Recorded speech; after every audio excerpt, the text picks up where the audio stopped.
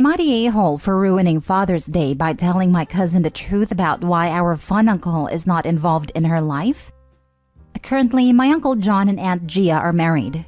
But before that happened, Gia had been married to my Uncle Grant for 5 years. And Gia had been cheating on him with John. Uncle Grant was serving in the military for a lot of this time, so we didn't know until he returned home after an 8-month deployment to discover that Gia was already 3 months pregnant and she confessed everything.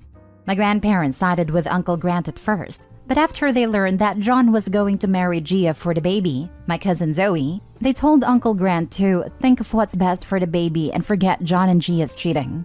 Uncle Grant doesn't talk to them anymore, but kept in contact with my dad and our family. Uncle Grant also doesn't have a relationship with Zoe or her younger siblings, John Jr. and Emmy.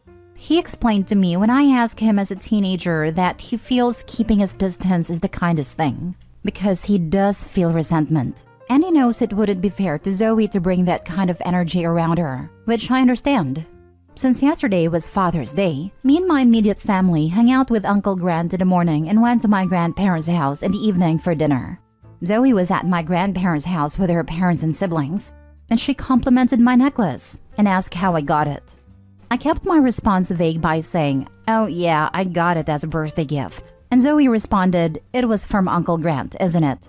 Side note, Uncle Grant is the only one in our family who really has money, so I realize now how that would be obvious. I couldn't avoid it anymore without lying since Zoe asked directly, so I told her yes. Zoe got angry, saying that she knows from her parents that me and my brother constantly do fun stuff and get nice things from Uncle Grant. And she demanded to know why she and her siblings have never gotten that same treatment from him. Zoe then made a nasty accusation as to why Uncle Grant only treats me and my brother the way he does. At that point, I pulled Zoe into a private room and offered to tell her the truth, but warned her that her parents did some bad things, and knowing would probably change the way she looks at them. Zoe still insisted on knowing, so I told her what happened in as unbiased a way as possible. Obviously, Zoe was shocked and upset. She ended up getting into an argument with her parents and they went home early. Several different family members called me after, and apparently it's a crap show at John and Gia's house. Zoe wants to stay with our grandparents and is giving her own parents the cold shoulder. John Jr. is suspicious and asking questions, and Emmy is upset/confused because Zoe and her parents were all pretty close before. Only my parents, brother, and Uncle Grant have my back. All the other adults in the family said I ruined Father's Day and should have left the past in the past. But Zoe will be 18 in August and demanded the truth, and I felt she has a right to know. Am I the a-hole? Added for clarification, Uncle Grant, John, and my dad are all biological brothers. Gia has no biological relation to me. Now for the top comments. Not a-hole. She asked a question. You warned her she might not like the answer, and she still insisted. All you did was tell the truth. At 17, she deserves to know the truth. John and Gia are just facing the consequences of their cheating, and the family members giving you crap about this are probably the ones who insisted on hiding Gia's cheating. Edited to add, holy smokes, I just saw the edit that John is the biological brother of Grant. So Gia cheated on Grant with his brother. This just got so much worse. This just reaffirms my stance that you are super not the a-hole. But John and Gia? Screw them. They're huge a-holes. I can totally understand Grant keeping his distance because John just carpet bombed that relationship with his brother. My God, his own brother? Definitely not the a-hole, OP. Not at all. Good luck dealing with this. Not a-hole. Zoe then made a nasty accusation as to why Uncle Grant only treats me and my brother the way he does. This is something that had to be stopped before rumors started flying around and Grant's character was assassinated. Anyone who can make references to grooming and exploitation of children out of pure rank jealousy can be told, hey, you're an affair baby, and our uncle doesn't like you nor wants to be around you because of your mother and father's betrayal of him. It's not like Zoe's some innocent 8-year-old. She has awareness of dark family stuff. Her dark family stuff isn't even as dark as what she was accusing Uncle Grant of. If she is happy to spout one as an untruth, she can cope with the other as hard facts. People have had lives ruined for that kind of stuff. Poor Uncle Grant is just trying to enjoy the family he has left. It wasn't that kind of accusation. Zoe accused Uncle Grant of being closer to me and my brother because we have lighter skin than Zoe and her siblings, which, as I said, is still a nasty and completely untrue accusation. Next story.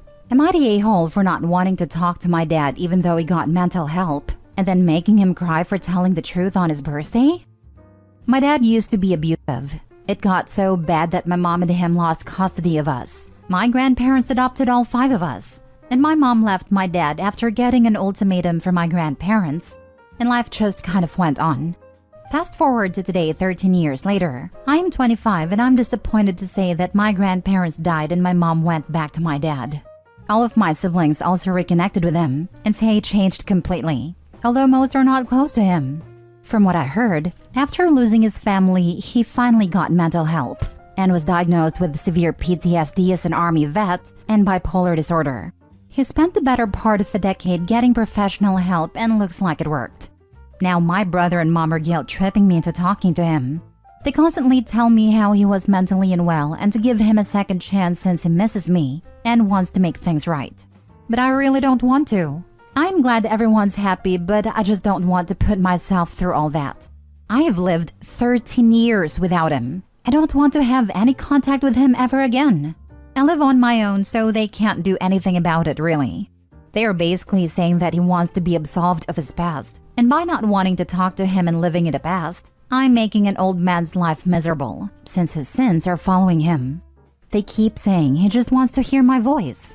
I still ain't budging because I feel like he gave away that right a long time ago. Recently, it was my dad's 70th birthday and they invited me. I said no, but apparently they made up some convoluted story that I was on a vacation abroad and sent a photo of me and my boyfriend with a text saying, "Happy 70th birthday, Dad. Love, Opie," to my dad. Apparently, he loved it and started brainstorming ideas where to meet with me to talk after I get back from my trip. My sister was present and texted me what had happened. I got so mad that I called my brother and told him to put me on speaker and told everyone at the birthday that I didn't send that message and don't want to have anything to do with my father, and then hung up. I got missed calls from my brother and later a text calling me heartless and asking me if I'm proud of myself for making a 70-year-old man cry on his birthday. He also called me vindictive and childish for living in the past. I said what my wishes were and that they didn't respect them. They made him cry, not me. But now all my extended relatives think I'm a huge witch, even though the rest of my siblings support me. So I don't know what to make out of all of this.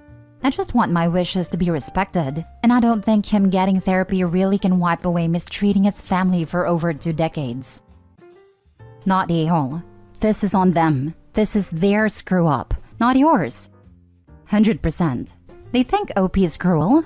They're the ones demanding a victim play nice to their abuser and getting the old man's hopes up in some sort of sick, weird attempt to manipulate and guilt the victim into it when they set clear boundaries.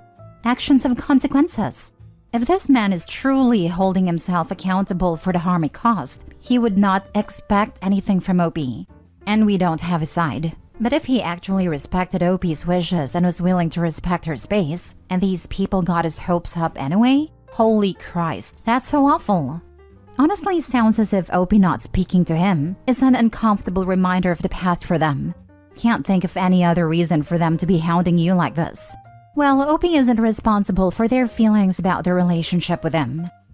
One of the big things that helped me make peace with my dad is that when I took him to therapy and said everything I needed to say, he just accepted it was his fault and said he was sorry. I had been so scared that he would get defensive because the harm had occurred years ago, or because he'd got in therapy and changed, but he never invalidated any of my feelings. I think that showed me that he really had changed, and that he truly did want to work things out and move on. Had he put up a wall or tried to direct the conversation, I might not be talking to him anymore today. Hey, you had to live through his PTSD. Now they can live with yours. Seriously, a parent's mental illness can have devastating effects on the minds of children. I hope you're in therapy. Next story. Am I the a-hole for not inviting my daughter to my wedding? I, 47, have been low contact with my daughter Noelle for 3 years at this point. I went low contact with her. There is a lot that happens. But my last straw was when she was 23, she stole my credit card and racked up close to $4,000. There was a lot more to it. but that was my last straw. Anyways, I'm getting married. I've been with him for 10 years and we are doing a very small gathering with my 2 other kids, his kids, and my grandma. So a total of 8 people. Noelle is better now, got her life together, and we are talking more often. But I didn't invite her. I don't trust her not to pull a stunt at the wedding. It got back to her and she got angry. Long arguments on both sides, and in the end, she called me an ass. My kids are divided on this issue, so I want an outside opinion. Thank you for everyone's comments. I think I'm fine if this ends my relationship with her. If she wants to cut contact since I'm not healed enough or trust her enough after all she did, then it's on her. It's been 3 years of low contact, and my life has been better. I don't think no contact would change any of that. Now for the top comments. Has she apologized or made amends or done anything that acknowledges how much trouble she caused? Or is it more like she slid back into your life with, "Hey, I'm better now"?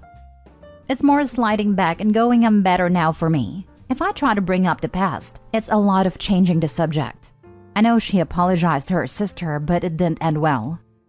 Did she steal her sister's credit card too? Basically try to steal her boyfriend. She set her sister up on multiple blind dates, harassed her, sent explicit texts to her boyfriend. When that didn't work, she went over to her boyfriend's house, and the cops were called on her when he turned her down and she wouldn't leave. He broke up with my other daughter since he didn't want to deal with Noelle.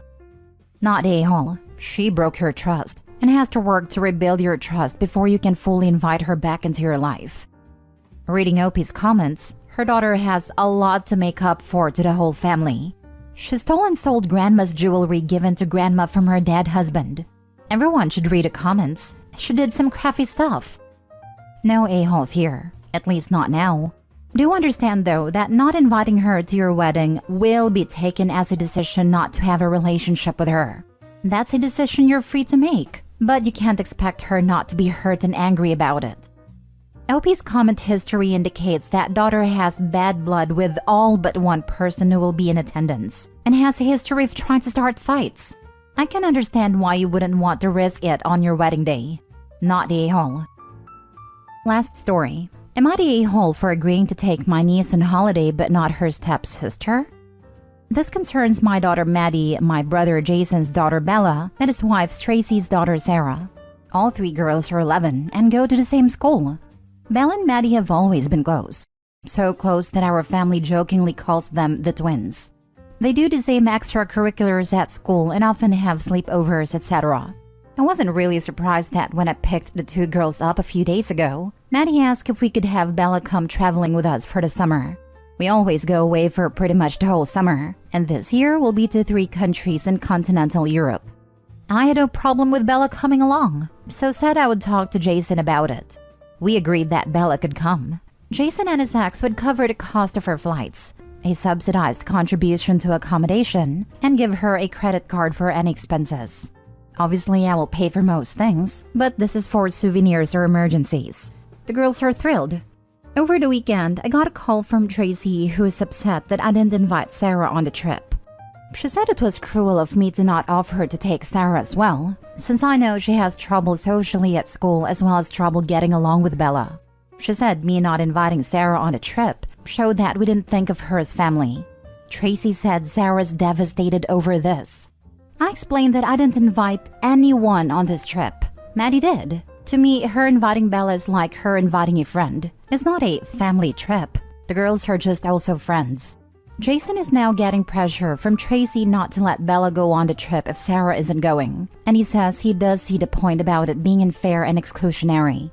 His ex is now arguing, saying Bella should go anyway. And I agree. I think not allowing Bella to go because of Sarah is going to cause more problems between them. Jason asked if I would consider bringing Sarah on the trip as well, and I said no. This is my holiday too, and I don't want to spend it refereeing, bickering between girls who are forced to spend time together. I also don't want to be footing the bill for Sarah's trip, as Tracy has a long history of not giving Sarah a reasonable amount of money to do things, and expecting whoever is around to just make up the difference. I would feel bad if Bella doesn't get to come because of this, but I don't think it's fair to anyone to take Sarah on this trip. Not the a-hole. My family is structured similarly to yours, And I understand your justifications 100%. Even if the verdict makes us both exclusionary a-holes, know that I feel your pain. Agreed, and honestly, why not do something with Sarah themselves, as in Tracy and Jason? Forcing Bella to skip the trip will just throw gasoline on the fire of the issues between Sarah and Bella. Yes, have them do the messy work of parenting a disappointed kid, and maybe help her learn some things. Tracy's doing well at ensuring the girls get along even less well. Does she think her daughter will have a good time playing third wheel to two girls who don't want her there? It is not Bella's job to make up for her stepsister's social awkwardness. As her mom, Tracy should be encouraging her in activities she enjoys and finding friends that way, not a-hole.